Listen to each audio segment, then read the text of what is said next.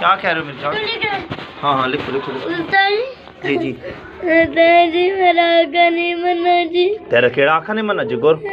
केड़ा ने मना? मेरे आके मैं के पसंद नहीं वो सब तरीके तरीके आता फिर खाने से। अच्छा चले तो फिर खाने में तो बात ये एक सफा लिख से बस नहीं उस्ताद जी मैं तक का बैठा हम जी मैं ये रहते के था कि हाल एक सफा लिखे दे रहते के था कि यार तला देख सही जगोर किवें गल्ला करीना यार तू चंगा मेरा पुत्र है।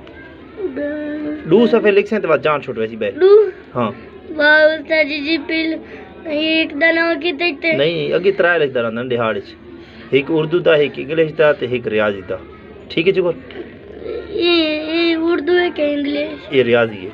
ये रियाज तेरे इतना पता नहीं लगता डोला है जगोर? तेरे इतना पता नहीं लगता? हां ये तो एक हां तो एक रियाजी होती है 3 4 5